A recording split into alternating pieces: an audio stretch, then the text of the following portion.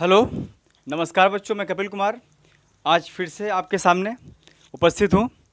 बच्चों, आज मैं बहुत ही इम्पोर्टेंट चैप्टर केमिस्ट्री का, ठीक है, 10th CBSE साइंस सब्जेक्ट का, केमिस्ट्री सब्जेक्ट का, केमिस्ट्री पोर्शन जो है तुम्हारा साइंस सब्जेक्ट में, उसमें एक चैप्टर है बच्चों, periodic table, classification of element, periodic classification of element. ठीक है, ये लास्ट चैप्टर है बच्चों। ठीक है, तो इसका ये फर्स्ट लेक्चर आज स्टार्ट करने आ रहा हूँ बच्चों। ठीक है, और ये बहुत इंपॉर्टेंट चैप्टर है बच्चों, इसको ध्यान समझना बच्चों आप लोग। ठीक है, तो चलो स्टार्ट करते हैं बच्चों बिना देर किए। तो सबसे पहले अगर हम देखें पीरियोडिक क्लासिफिकेशन ऑफ एलिमेंट, तो कैसे क्लासिफिकेशन हो बच्चों। देखो, पीरियोडिक टेबल जो है ये एक दिन में नहीं बना है बच्चों। पीरियोडिक टेबल जो है बच्चों ये एक दिन का काम नहीं है। ठीक है, पीरियोडिक टेबल जो बना है बच्चों ये एक दिन का काम नहीं है बच्चों। पीरियोडिक टेबल जो बना है, ठीक है, इसके पीछे बहुत लंबी हिस्ट्री है। ठीक है, धीरे धीरे क्या हुआ, क्लासिफिकेशन पहले किए गए एलिमेंट को बच्चों। पहले सबसे पहले एलिमेंट का क्लासिफिकेशन कैसे किया गया था बच्चों, मेटल नॉन मेटल के हिसाब से। ठीक है, वैलेंसी किसकी क्या है इसके हिसाब से, ठीक है, डिसाइड हुआ। ठीक है, और इस तरह से आगे बढ़ते गए। ठीक है, साइंटिस्ट केमिस्ट जो है, केमिस्ट जो है केमिस्ट, ठीक है, वो आगे बढ़ते गए इस तरह से। ठीक है, और अपना अपना जो है सिद्धांत इस तरह से देते रहे। ठीक है, तो बच्चों स्टार्ट हम करते हैं सबसे पहले पीरियोडिक क्लासिफिकेशन ऑफ एलिमेंट्स में। इसमें लिखा गया है an orderly arrangement of elements is called classification of elements. ठीक है, ऑर्डरली अरेंजमेंट ऑफ एलिमेंट का ऑर्डरली ऑर्डर वे में अरेंज करना, उसको क्या कहते हैं बच्चों, क्लासिफाइड करना, मतलब एलिमेंट को। ठीक है, एलिमेंट को क्लासिफाइड किया गया है इसमें। ठीक है, अपने अपने टाइम पर अलग अलग साइंटिस्ट आते हैं और अपने अपने हिसाब से क्या करते हैं, इसको अरेंज करते हैं। ठीक है बच्चों, तो सबसे पहले अगर यहाँ पर जो स्टार्ट किया जाता है डोबर इनर ट्रायड से स्टार्ट किया जाता है, जो सिलेबस में है डोबर इनर ट्रायड। बच्चों, डोबर इनर ट्रायड का मतलब होता है बच्चों 3 एलिमेंट को लेना। ठीक है, ट्रायड मतलब होता है 3 एलिमेंट को एक साथ लेना। तो डोबर इनर ट्रायड कैसे इन्होंने अरेंज किया, पहले पढ़ते हैं बच्चों। He arrange the elements in a group of 3 in such a way that the atomic mass of the middle element was nearly arithmetic means of the first and third element. इन्होंने बच्चों arithmetic mean बनाया। ठीक है, और कैसे इन्होंने explain किया, इन्होंने 3 एलिमेंट को ले लिया, लिथियम, सोडियम और पोटेशियम, और इस तरह से इन्होंने ये कहा कि लिथियम, देखो बच्चों, डोबर ट्रायड जो है ये एटॉमिक मास के ऊपर बेस्ड है, मतलब उस समय एटॉमिक नंबर का कोई भी स्थान नहीं था, कोई भी प्लेस नहीं था। तो डोबर ट्रायड, इसके बाद हम पढ़ेंगे न्यूलैंड ऑक्टेव, और इसके बाद पढ़ेंगे बच्चों न्यूलैंड, ये मेंडलीव पीरियड टेबल। ये तीनों साइंटिस्ट जो हैं ये एटॉमिक मास को बेस बनाए। ठीक है, एटॉमिक नंबर का को बेस नहीं बनाया। इस मेंडलीव के बाद फिर आएंगे नेक्स्ट लेक्चर में बताएंगे, मोस्ले आते हैं, वो एटॉमिक नंबर को बेस बनाते हैं। ठीक है, आ रहा है समझ बच्चों। तो पहले ये स्टार्ट करते हैं एटॉमिक मास। तो ही अरेंज, इन्होंने क्या कैसे अरेंज किया बच्चों, एलिमेंट को एटॉमिक मास के बेस्ड अरेंज किया। ठीक है, बेसिस में अरेंज किया। तो इन्होंने ये कहा कि जैसे लिथियम और पोटेशियम, अगर इसका अरिथमेटिक मीन करते हैं, मतलब इसका एटॉमिक मास कितना होता है लिथियम का 7 और पोटेशियम कितना होता है बच्चों 39, इसको ऐड करके डिवाइड 2 करें, मतलब अरिथमेटिक मीन करना है, एवरेज निकालना है। तो जो एटॉमिक मास आएगा बच्चों मतलब 23, ये किसका होगा बच्चों, मिडिल वाले एलिमेंट का होगा, मतलब सोडियम का होगा। ठीक है, तो इन्होंने ये काम किया। ठीक है, अराउंड मतलब एग्जैक्टली यहाँ पर तो एग्जैक्टली है, लेकिन हो सकता है कि इससे क्लोज भी हो अरिथमेटिक मीन के। ठीक है, कैल्शियम, स्ट्रोंटियम, बेरियम को लिया इन्होंने। कैल्शियम का एटॉमिक मास कितना होता है 40, बेरियम कितना होता है बच्चों 37। तो 40 और 37 क्या किया, 137 क्या किया बच्चों, 40 और 137 क्या किया इन्होंने, ऐड कर दिया और 2 से डिवाइड कर दिया, और एक वैल्यू क्या है बच्चों 88.5। तो 88.5 लगभग क्लोज किसके, 88 क्लोज है। तो इन्होंने कह दिया कि स्ट्रोंटियम का एटॉमिक मास क्या होता है 88.5। मतलब इस तरह से इन्होंने मतलब इस तरह से एक अरेंज किया। ठीक है, इस तरह से मतलब ग्रुपिंग किया। ठीक है, एलिमेंट का अरिथमेटिक मीन निकाल करके। ठीक है, इसके बाद देखो ड्रॉबैक क्या है इनका। देखो ये जो रूल है ना बच्चों ट्रायड वाला, अरिथमेटिक मीन निकालना बार बार, मिडिल का जो एलिमेंट होगा वो दोनों फर्स्ट और थर्ड एलिमेंट के अरिथमेटिक मीन के बराबर होगा। ये बच्चों ये रूल जो है आगे काम नहीं आया फिर। ठीक है, सारे एलिमेंट के लिए ये रूल वैलिड नहीं होता है। All known element could not be arrange in such triad. ठीक है, जितने भी नोन एलिमेंट हैं उनको ट्रायड में अरेंज नहीं किया सकता था उस समय। ठीक है, तो इस तरह से क्या हो गया बच्चों, ये रूल फेल हो गया था बच्चों। ठीक है, लेकिन एग्जाम में पूछा सकता है बच्चों कि होता है क्या ट्रायड। ठीक है, डोबर ट्रायड है क्या, डोबर इनर ट्रायड। ठीक है, सेकंड क्या बच्चों, न्यूलैंड ऑक्टेव रूल। सेकंड बच्चों क्या है, न्यूलैंड ऑक्टेव रूल है बच्चों। न्यूलैंड ऑक्टेव रूल बच्चों ये है कि इन्होंने क्या किया, ऑक्टेट रूल बताया। ऑक्टेव रूल, ऑक्टेव का मतलब क्या होता है बच्चों, 8th एलिमेंट बच्चों। इन्होंने जैसे मान लो म्यूजिकल नोट्स होता है ना सरगम, उसमें 7 नोट्स होते हैं, सा रे गा मा पा धा नी सा, फिर से सा आ जाता है। तो इन्होंने यही कहा कि इन्होंने एलिमेंट्स को इस तरह से अरेंज किया, एटॉमिक मास के इंक्रीजिंग ऑर्डर में इन्होंने क्या किया, एलिमेंट्स को अरेंज किया। और इन्होंने ये बताया कि हर एट्थ एलिमेंट, मतलब 1 2 3 4 5 6 7 के बाद जो एट्थ एलिमेंट जो अरेंज किया इन्होंने, एट्थ एलिमेंट को इन्होंने ये कहा कि एट्थ एलिमेंट की प्रॉपर्टी फर्स्ट एलिमेंट की प्रॉपर्टी से क्या होगी, बराबर होगी, मिलेगी मतलब, ठीक है। इसीलिए इन्होंने क्या किया, हर एट्थ एलिमेंट को क्या किया, एट एलिमेंट को क्या किया, फर्स्ट एलिमेंट के नीचे रखा इन्होंने, ठीक है।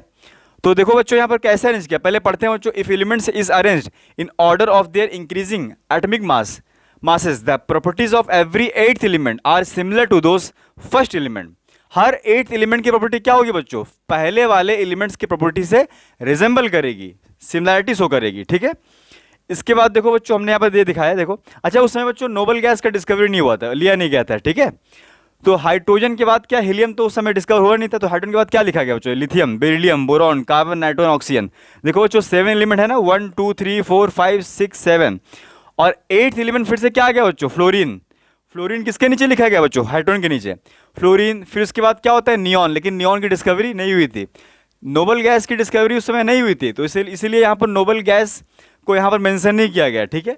तो फ्लोरीन के बाद फिर सीधा किस पे आ जाओ, सोडियम, सोडियम लिथियम के नीचे, मैग्नीशियम बेरिलियम के नीचे, एल्यूमिनियम बोरॉन के नीचे, सिलिकॉन फास्फोरस सल्फर, इस तरह से अरेंज किया गया। सल्फर के बाद वापस से क्लोरीन, क्लोरीन किसके नीचे रखा गया बच्चों, फ्लोरीन के नीचे। इसके बाद क्लोरीन के बाद आर्गन होता है, लेकिन उस समय डिस्कवर नहीं हुआ था। उसके बाद क्या होता है बच्चों, पोटेशियम, पोटेशियम सोडियम के नीचे। इसके बाद फिर कैल्शियम मैग्नीशियम के नीचे। तो इस तरह से उन्होंने क्या किया, ग्रुपिंग किया, ठीक है, ग्रुपिंग करने की कोशिश की उन्होंने। लेकिन इनका भी ड्रॉबैक है, ठीक है। ये कैल्शियम तक ये वैलिड है बच्चों, इनका ड्रॉबैक क्या है, it is only applicable up to calcium. Calcium तक ये ऑक्टेव रूल जो होता है बच्चों वैलिड होता है, उसके बाद फिर ये रूल वैलिड नहीं है इनका, ठीक है, क्योंकि आगे चल के नोबल गैस की भी डिस्कवरी होती है, ठीक है। तो इसीलिए ये रूल पूरे तरीके से क्या हो चुका था बच्चों, फ्लॉप हो चुका था। अच्छा इनका ड्रॉबैक और पढ़ते। न्यूलैंड का ये मानना था बच्चों कि Newland assume that only 56 elements exist in nature, no new elements would discovered in future. इनका ये मानना था बच्चों कि 56 एलिमेंट्स जो है ये 56 एलिमेंट्स ही हैं, मतलब इनके हिसाब से इसके अलावा और भी कोई एलिमेंट्स, नया एलिमेंट का डिस्कवरी नहीं हो सकता है, इनका ये मानना था ऐसा, ठीक है, जबकि ये रॉन्ग है। आज के समय हम क्या देखते हैं, 118 एलिमेंट्स देखते हैं बच्चों मॉडर्न पीरियड टेबल में, ठीक है। और इसके बाद फिर देखो क्या बताया बच्चों, he put 2 elements cobalt and nickel together and place in column. Cobalt nickel को इन्होंने एक ही कॉलम में रख दिया, आगे हम पढ़ेंगे बच्चों। सेम कॉलम को क्या कहते हैं बच्चों, ग्रुप कहते हैं, ठीक है। सेम कॉलम में अगर आप अरेंज करते हो किसी भी एलिमेंट को, उसे कहते हैं ग्रुपिंग करना। अगर सेम रॉ में अरेंज करते हो उसको कहते हैं बच्चों अलोंग द पीरियडिकली अरेंज करना। ये हम बताएंगे आगे बच्चों, ठीक है। तो बच्चों ये यहाँ पर इनका ये क्या था, लिमिटेशन था, मतलब फेलियर था। और लाइक जैसे मान लो fluorine, chlorine, bromine, iodine which have totally different property. कहने का मतलब ये बच्चों, फ्लोरीन, क्लोरीन, ब्रोमीन, आयोडीन जैसे चारों एलिमेंट क्या है, एक ही कॉलम में रखे गए हैं, क्योंकि सेम ग्रुप के हैं, 17 ग्रुप के हैं, तो इनकी प्रॉपर्टी सिमिलर है।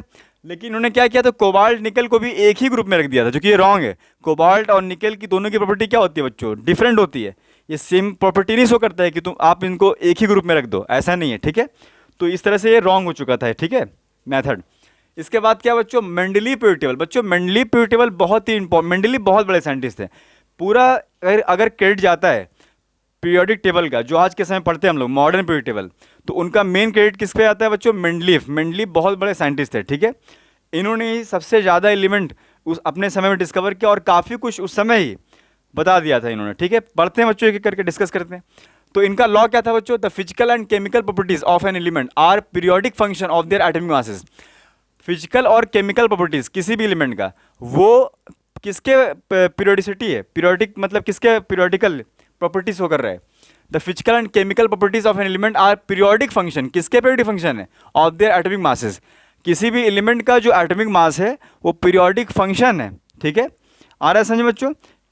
फिजिकल और केमिकल प्रॉपर्टी, किसी भी एलिमेंट का फिजिकल और केमिकल प्रॉपर्टी किसी भी एलिमेंट का वो क्या है, वो क्या है, पीरियोडिक फंक्शन है, ठीक है, किसके, एटॉमिक मास के, ठीक है बच्चों। नेक्स्ट क्या है बच्चों, repetition of similar property after regular interval is called the periodicity in period. किसी भी, देखो बच्चों एक प्रॉपर्टी क्या होती है, रिपीट होती है बार बार, ठीक है। इस तरह से एलिमेंट को अरेंज किया गया ना पीरियड टेबल में, कि जैसे मान लो कोई एलिमेंट को ऐसे अरेंज किया आ रहा है, तो अब जैसे मान लो सिमिलर एलिमेंट अगर मान लो आ गए, जैसे मान लो दो एलिमेंट सिमिलर है, तो वो दूसरे एलिमेंट को क्या किया जाता है बच्चों, उसी के नीचे रखा जाता है। सिमिलर एलिमेंट को सेम कॉलम में रखा जाता है बच्चों, सेम ग्रुप में रखा जाता है, ठीक है। इसी को कहते हैं पीरियोडिसिटी इन पीरियड। समझ में आ रहा है? हर पीरियड देखोगे बच्चों 7 पीरियड पढ़ाएंगे हम आगे, अभी पढ़ाएंगे आगे, ठीक है। तो 7 पीरियड रिपीटेबल में, ठीक है। आ रहा है समझ बच्चों? तो जो जिनके नीचे एलिमेंट रखे गए हैं उनकी प्रॉपर्टी क्या है, सबकी सेम है कॉलम में, लेकिन जब अलोंग द पीरियड रखा जाता है, ठीक है, तो उनकी प्रॉपर्टी क्या होती है, डिफरेंट होती है, केमिकल प्रॉपर्टी भी और फिजिकल प्रॉपर्टी भी। तो बच्चों यहाँ पर हम देखते हैं पहले, और इसके बाद बच्चों यहाँ पर ये लिखा गया अचीवमेंट क्या है। अच्छा, उस समय बच्चों ये 63 एलिमेंट्स का डिस्कवर कर चुके थे ये, ठीक है। आ रहा है समझ बच्चों? अकॉर्डिंग टू उनके एटॉमिक मास, मेंडलीव जो है 63 एलिमेंट्स के डिस्कवर कर चुके थे उस समय, अपने समय में, ठीक है। काफ़ी मतलब समझ लो काफ़ी हद तक एक्सप्लेन कर चुके थे ये, ठीक है, पीरियड टेबल को। Achievement of Mendeleev period table, उनका अचीवमेंट क्या था, he made the study of elements and there compound easy. उन्होंने एलिमेंट्स और कंपाउंड के स्टडी को बहुत आसान कर दिया। बच्चों पीरियड टेबल पढ़ा क्यों जाता है, इसमें क्लासिफाइड करके एलिमेंट को रखा गया है। अगर आप हर एक एलिमेंट को अलग अलग स्टडी करते तो फिर हमारे लिए क्या होता है, बहुत काम टफ हो जाता है, बहुत हार्ड होता है ये काम, पर ठीक है। लेकिन एक साथ अगर प्रॉपर्टी को समराइज करके अगर दिखाया जाता है तो वो क्या है, पीरियड टेबल है बच्चों। तो ये काम आसान हो जाता है बच्चों, एलिमेंट के स्टडी करना, उनके कंपाउंड के बारे में जानना, ठीक है, काफ़ी आसान हो जाता है ऐसे केमिस्ट्री। आ रहा है समझ बच्चों? इसके बाद क्या बच्चों, मेंडलीव्स लेफ्ट सम गैप्स, उन्होंने कुछ गैप छोड़ दिया था बच्चों अपने समय में, ठीक है। उस समय जो अनडिस्कवर्ड एलिमेंट थे उनके लिए उन्होंने प्रेडिक्शन करके चले गए थे वो, कि भाई इसके लिए गैप छोड़ दिया उन्होंने, और उनका प्रेडिक्शन जो है जहाँ तक बहुत हद तक क्या हुआ, सही भी हुआ बच्चों, ठीक है। और जो गैप छोड़ दिया था किन के लिए, जैसे स्कैंडियम, गैलियम, जर्मीनियम के लिए उन्होंने गैप छोड़ दिया था।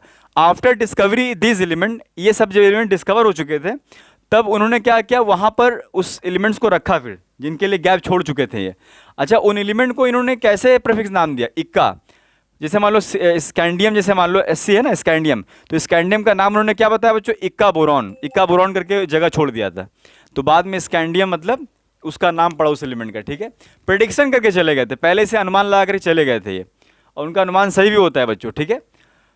फॉर जर्मीनियम, जर्मीनियम का नाम उन्होंने क्या रखा बच्चों, इक्का सिलिकन, इक्का SI मतलब इक्का सिलिकन।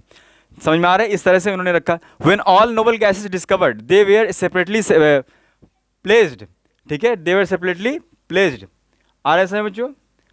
जब सारे नोबल गैस की अब डिस्कवरी हो चुकी थी बच्चों, तो उन्होंने नोबल गैस के लिए अलग ही पूरा क्या बना दिया था, एक ग्रुप बना दिया था। समझ में आ रहा है बच्चों?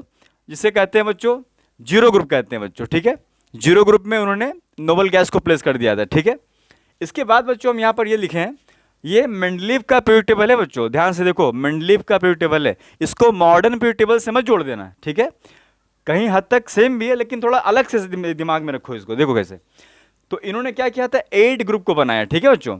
इन्होंने क्या किया, 8 ग्रुप बनाया बच्चों।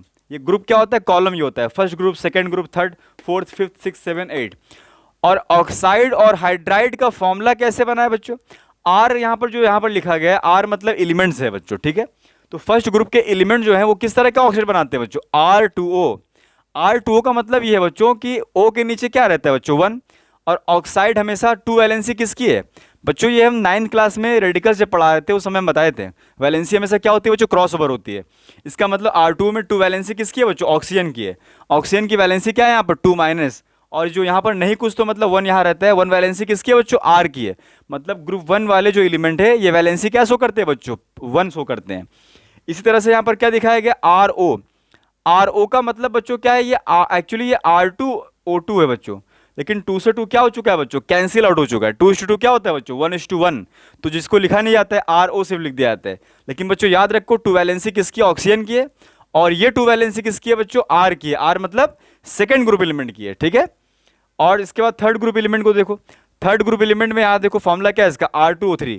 मतलब ये 2 वैलेंसी किसकी है बच्चों, ऑक्सीजन की है, और ये 3 वैलेंसी किसकी है बच्चों, R की है। समझ में आ रहा है? मतलब उसकी वैलेंसी क्या है, 3। थर्ड ग्रुप के एलिमेंट की वैलेंसी क्या होगी बच्चों, 3। फोर्थ ग्रुप के एलिमेंट की वैलेंसी क्या होगी बच्चों, 4। समझ में आ रहा है? फिफ्थ ग्रुप के एलिमेंट की वैलेंसी क्या होगी, ऑक्साइड की बच्चों, ऑक्साइड की याद रखना, 5। और 6 ग्रुप के एलिमेंट की वैलेंसी क्या होगी बच्चों, 6। और 7 ग्रुप के एलिमेंट की वैलेंसी 7, और 8 ग्रुप के एलिमेंट की वैलेंसी 8 ज़्यादातर, ठीक है। आ रहा है समझ बच्चों? हो सकती है, मतलब वहां तक वैलेंसी जा सकती है, ये मतलब हुआ इसका, मैक्सिमम वैलेंसी आ सकती है। हाइड्राइड की वैलेंसी देखो, हाइड्राइड की वैलेंसी क्या होती है बच्चों, कम होती है, पहले बढ़ती है फिर उसके बाद कम होती है। जैसे ग्रुप 1 में क्या होती है, अगर हाइड्राइड ग्रुप वन का वैलेंसी क्या होता है, अगर हाइड्राइड कंपाउंड बना रहा है 1, और ग्रुप 2 की वैलेंसी क्या होगी 2 हाइड्राइड के साथ में, और ग्रुप 3 की वैलेंसी एलिमेंट की वैलेंसी क्या होगी 3, और ग्रुप 4 की एलिमेंट की वैलेंसी क्या होगी बच्चों 4। इसके बाद डिक्रीज होता है बच्चों, 4 तक जाने के बाद हाइड्राइड की वैलेंसी क्या होती है, डिक्रीज होता है। 5th ग्रुप की वैलेंसी क्या हो गई बच्चों 3, और 6th ग्रुप की वैलेंसी क्या हो गई 2, और 7th ग्रुप की वैलेंसी क्या होगी बच्चों 1। इनके एलिमेंट की वैलेंसी क्या होगी 1, मतलब जब हाइड्रोजन के साथ जब ये कंपाउंड बनाएंगे तब वैलेंसी क्या शो करेंगे बच्चों 1, इसका मतलब ये हुआ। और 8th ग्रुप जो होता है बच्चों, ये हाइड्रोजन के साथ में नहीं दिखाया गया, बॉन्ड नहीं बनाता है, ठीक है। इसके बाद यहाँ पर पीरियड दिखाया गया बच्चों। बच्चों पीरियड को 2 पार्ट में डिवाइड किया गया है। पीरियड के 2 सब पीरियड हैं, एक ए होता है पीरियड ग्रुप, यहाँ पर ये पीरियड नहीं, ये तो अलॉन्ग द पीरियड लिखा जा रहा है ऐसे, लेकिन ए और बी क्या है, ये ग्रुप है बच्चों, ठीक है। 2 तरह के होते हैं बच्चों ग्रुप, 2 सब ग्रुप होते हैं बच्चों, ए सब ग्रुप और एक होता है बी सब ग्रुप। ए ग्रुप होता है एक, और एक क्या होता है बच्चों, बी ग्रुप होता है, ठीक है बच्चों। तो सब में सारे ग्रुप में हमने ये दिखाया है ए और बी, समझ में आ रहा है। 1 ग्रुप से लेकर के 7 ग्रुप तक सब में हमने 2 ग्रुप में डिवाइड किया है, ए और बी ग्रुप में, ठीक है बच्चों। ध्यान से समझो पहले बच्चों, ये ए ग्रुप है यहाँ पर, और ये क्या है, बी ग्रुप है, ये फिर से ए ग्रुप है, फिर से बी ग्रुप, ए और बी, इस तरह से हमने अरेंज किया है। समझ में आ रहा है बच्चों। तो पहला पीरियड क्या है बच्चों, पहले पीरियड में कौन सा एलिमेंट आता है बच्चों, हाइड्रोजन। तो हाइड्रोजन पहले पीरियड में एलिमेंट है बच्चों, ठीक है। सेकंड पीरियड में कौन सा एलिमेंट है बच्चों, लिथियम। समझ में आ रहा है, लिथियम तो यहाँ देखो कहाँ लिखा गया है, लिथियम ए के नीचे लिखा गया है, मतलब ये किस ग्रुप में है बच्चों, ए ग्रुप में। इसके बाद बेरिलियम, बेरिलियम भी किस ग्रुप में बच्चों, ए ग्रुप में। इसके बाद क्या है बच्चों, 3rd ग्रुप में बोरॉन, ये भी ए ग्रुप में। और 4th ग्रुप में क्या है बच्चों, कार्बन, ये भी ए ग्रुप में, ए के नीचे लिखा गया है। नाइट्रोजन को भी ए के नीचे लिखा गया, मतलब ये भी ए ग्रुप में। ऑक्सीजन जो है ये क्या है, ये भी ए ग्रुप में, 6, ठीक है, 6 मतलब है 6A, इसको क्या कहोगे बच्चों 6A। इसे क्या कहोगे बच्चों 7A, फ्लोरीन किसमें 7A में है, ऐसे कहोगे बच्चों 1A 2A 3A। समझ में आ रहा है, ये 4A, ये 5A, ये 6A, ये 7A, ये तो 8A और B इसमें नहीं होता है, ठीक है बच्चों। इसके बाद क्या बच्चों, 3rd पीरियड, क्या है बच्चों 3rd पीरियड। 2nd पीरियड समझ में आ गया बच्चों। 3rd पीरियड में कौन कौन से एलिमेंट है, मेंडलीव की पीरियड टेबल है बच्चों, तो मेंडलीव ये अरेंज किए हैं, ये मॉडर्न पीरियड टेबल नहीं है बच्चों, ठीक है। 3rd पीरियड क्या है बच्चों, 3rd पीरियड में 1A क्या है, 1A। 3rd पीरियड में 1A कहोगे, 3rd पीरियड या ग्रुप क्या कहोगे इसको 1A। 3rd period 1A group, इसमें कौन सा एलिमेंट है बच्चों, सोडियम। इसके बाद फिर क्या है 2A में क्या है बच्चों, 2nd ग्रुप और A, 2nd ग्रुप और A सब ग्रुप, ठीक है। तो मतलब 2nd A कह सकते हो उसको, इसमें क्या है मैग्नीशियम। इसके बाद फिर क्या है बच्चों, एल्यूमिनियम, ये भी ए ग्रुप का है। सिलिकन भी ए ग्रुप का है, फॉस्फोरस भी ए ग्रुप का है। 5A का है मतलब, ठीक है, ये 4A का है सिलिकन, 5A फॉस्फोरस, 6A का है सल्फर, और फिर 7A का है 7 और ये A, 7A का है क्लोरीन, ऐसे अरेंज किया गया बच्चों। इसके बाद क्या बच्चों 4th पीरियड, 5th पीरियड और 6th पीरियड। बच्चों 4th, 5th और 6th पीरियड को 2 सीरीज में डिवाइड किया गया बच्चों, first series second series. 4th period को first second series, 5th period को फर्स्ट सेकंड सीरीज, और 6th पीरियड को फर्स्ट सेकंड सीरीज, ऐसे डिवाइड किया गया है, ठीक है बच्चों। तो बच्चों पहले सीरीज में, फर्स्ट सीरीज जो है उसमें ए सब ग्रुप रखा गया है, और सेकंड सीरीज वाले जो भी हैं 5, 4, 5, 6, उसको सेकंड सीरीज को बी सब ग्रुप माना गया है, ठीक है बच्चों, याद रखना। जैसे यहाँ पर बच्चों देखो क्या है, यहाँ पर क्या है बच्चों पोटेशियम, पोटेशियम क्या है 4th पीरियड का है और फर्स्ट सीरीज का है। फर्स्ट सीरीज का मतलब ये होगा बच्चों, ये क्या है 1A का है पोटेशियम। कैल्शियम क्या है बच्चों 2A का है। फिर इसके बाद क्या है बच्चों स्कैंडियम, स्कैंडियम क्या है बच्चों, ये देखो 3B के नीचे लिखा गया है स्कैंडियम को, इसीलिए क्या है बच्चों ये 3B का है, ठीक है बच्चों। इसके बाद टाइटेनियम क्या है बच्चों, देखो B के नीचे लिखा गया, A के नीचे नहीं लिखा गया है, टाइटेनियम को B के नीचे लिखा गया है, तो ये क्या है बच्चों 4B। वैनेडियम क्या है बच्चों 5B। क्रोमियम क्या है बच्चों 6B। मैग्नीज क्या है बच्चों 7B। इसके बाद देखो बच्चों यहाँ पर ट्रांजिशन एलिमेंट बनाया गया, ये 8 ग्रुप होता है ट्रांजिशन एलिमेंट। इसमें क्या क्या बच्चों आयरन, कोबाल्ट और निकेल, इस तरह से रखा गया बच्चों। इसके बाद क्या बच्चों सेकंड सीरीज, 4th पीरियड का सेकंड सीरीज, मतलब इसमें सारे क्या रहेंगे बच्चों, यहाँ पर सारे बी सब ग्रुप रहेंगे, बी सब ग्रुप रहेंगे। जैसे कॉपर, कॉपर क्या है बच्चों 1B का एलिमेंट है। इसके बाद जिंक क्या है बच्चों 2B का एलिमेंट है, बी के नीचे है ना जिंक। इसके बाद बच्चों गैलियम क्या है बच्चों गैलियम, ठीक है। अच्छा कुछ एलिमेंट बच्चों यहाँ पर रैंडमली मतलब लिखे गए हैं, ठीक है, मतलब कहने का मतलब ये है कि इनके भी मतलब यहाँ पर अरेंज किए गए हैं, ठीक है बच्चों। बस याद रखो अगर ए के नीचे लिखा जा रहा है तो उसको क्या कहेंगे, 3A कहेंगे। जैसे गैलियम क्या है, 3A। इसके बाद फिर सेकंड सीरीज में और क्या रखा गया, जर्मीनियम। ये क्या है जर्मीनियम बच्चों, जर्मीनियम क्या है बच्चों, 4A है। आर्सेनिक क्या है बच्चों, 5A। सेलेनियम क्या है, 6A। ब्रोमीन कहाँ रखा गया है, 7A में रखा गया है। इस तरह से रखा गया है बच्चों। तो इस तरह से बच्चों देखो अरेंज किया गया है, ठीक है। आ रहा है समझे बच्चों, इस तरह से अरेंज किया गया है। इसके बाद फिर क्या है, फिफ्थ पीरियड। रूबीडियम बच्चों किस में है, 5A में। सिल्वर किस में बच्चों, 5B में है, ठीक है बच्चों। 1B में। रूबीडियम किस में बच्चों, 1B में, 1A में है। और सिल्वर किस में बच्चों, 1B में है। समझ में आ रहा है। इसके बाद बच्चों स्टोंटियम किस में बच्चों, 2A में है। स्टोंटियम 2A के नीचे है। और कैडियम किस में बच्चों, 2B के नीचे, मतलब 2B उसका ग्रुप होगा, ठीक है बच्चों। इंडियम बच्चों किस में है, 3A में है। आ रहा है बच्चों। इसके बाद फिर SN 3 किस में आ गया बच्चों, 4A में। एंटीमनी 5A में। टेलुरियम 6A में। आयोडीन 6A में, 7A में, ठीक है बच्चों। और ये सब इस तरह से दिखाया गया है। ये सब ट्रांजिशन एलिमेंट में रखे गए बच्चों। ये सब क्या है, ये सब देखो, rubidium, strontium, yttrium, zirconium, niobium, molybdenum, technetium, ruthenium, rhodium, platinum, ये सब रखे गए हैं, ठीक है इस तरह से। 6th पीरियड, इसके बाद क्या है 6th पीरियड में पहला सीरीज क्या है, सीजियम। सीजियम क्या है बच्चों, 1A ग्रुप में है। बेरियम क्या है बच्चों, 2A ग्रुप में। लैंथेनम क्या है बच्चों, 3B में। हॉफनियम 4B में। टैंटेलम 5B में। टंगस्टन 6B में। इसके बाद फिर इसमें क्या दिखाया गया बच्चों, ओस्मियम, इरिडियम और प्लैटिनम। ये ट्रांजिशन एलिमेंट में इन्होंने रखा था, ठीक है। तो सेकंड सीरीज क्या है फिर 6th पीरियड का, गोल्ड 1B में रखा गया है। मर्क्यूरी 2B में रखा गया, B के नीचे ना बच्चों। थैलियम क्या है, 3A के नीचे रखा गया, 3A ग्रुप में रखा गया। मतलब लेड को कहाँ रखा गया बच्चों, 4A के नीचे आ रहा है ना, ये यहाँ तो नहीं रखा गया है, यहाँ रखा गया है ना। बिस्मत कहाँ पर आ रहा है बच्चों, 5A ग्रुप में आ रहा है बिस्मत। तो इस तरह से अपने हिसाब से उन्होंने अरेंज किया था, ठीक है बच्चों, एलिमेंट्स को। तो काफ़ी इनका योगदान है बच्चों, सबसे ज़्यादा, ठीक है। इसके बाद क्या बच्चों, इनका लिमिटेशन क्या है, मेंडलीव पीरियड टेबल का लिमिटेशन क्या है। पहले लिमिटेशन क्या है बच्चों, पोजीशन ऑफ हाइड्रोजन बच्चों, जो आज भी क्या है वो भी लिमिटेशन है, आज का भी लिमिटेशन है वो। हाइड्रोजन बच्चों प्रॉपर्टी जो होती है हाइड्रोजन की, वो दोनों प्रॉपर्टी शो करता है बच्चों हाइड्रोजन, मतलब अल्कली मेटल का भी शो करता है प्रॉपर्टी। अल्कली मेटल मतलब ग्रुप वन की भी प्रॉपर्टी शो करता है बच्चों हाइड्रोजन। और हाइड्रोजन जो है ग्रुप 7, जो कि अभी हम लोग क्या कहते हैं उसे, ग्रुप 17 कहते हैं, मतलब हेलोजन ग्रुप, उसकी भी प्रॉपर्टी शो करता है बच्चों। हाइड्रोजन दोनों की प्रॉपर्टी रिजेंबल करता है। तो हाइड्रोजन को अगर आप ग्रुप 1 में रखते हो तो भी क्या है, एक तरह से लिमिटेशन ही तो हुआ, क्योंकि 17 से भी प्रॉपर्टी उसकी सेम हो रही है उसके साथ, ठीक है। इसके बाद क्या बच्चों, पोजीशन ऑफ आइसोटोप्स। बच्चों आइसोटोप्स होता है क्या, ये 9th क्लास में हम डिस्कस कर चुके हैं। आइसोटोप्स पहले होता है क्या, समझो पहले, having same atomic number but different atomic mass. Atomic mass जिनका डिफरेंट होता है और जिनका सेम क्या होता है, एटॉमिक नंबर होता है। बच्चों अगर आप देखो, एटॉमिक मास के अकॉर्डिंग मेंडलीव ने क्या किया था, एटम्स को अरेंज किया था इंक्रीजिंग ऑर्डर में। अगर आप एटॉमिक मास को बेस बनाते हो तो आइसोटोप्स के लिए भी आपको प्लेस देना पड़ेगा अलग अलग। जैसे मालूम तुमसे कहें कि हाइड्रोजन के आइसोटोप्स कितने होते हैं, 3 होते हैं। एच क्या होता है हाइड्रोजन का आइसोटोप्स, हाइड्रोजन क्या होता है कि 1 होता है, एक क्या होता है एटॉमिक मास 2 का वाला होता है, और एक क्या होता है हाइड्रोजन का 3 वाला। तो देखो ये 3 आइसोटोप्स होते हैं हाइड्रोजन के, और तीनों के आइसोटोप्स के मास क्या होते हैं, डिफरेंट होते हैं। अगर आप एटॉमिक मास को बेस बनाते हो तो तीनों के लिए आपको प्लेस रखना पड़ेगा। समझ में आ रहा है पीरियड टेबल में।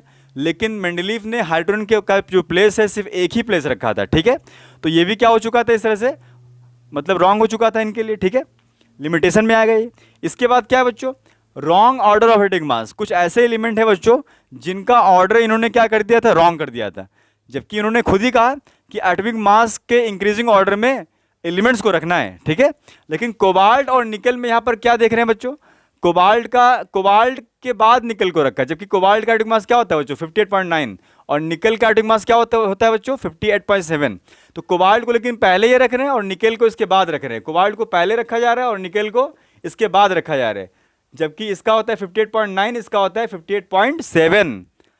अगर आप इंक्रीजिंग एटॉमिक मास के हिसाब से रख रहे हो तो निकल को पहले रखना चाहिए था, लेकिन इन्होंने ऐसा नहीं किया। इन्होंने कोबाल्ट को भी पहले रखा, उसके बाद निकल को रखा है।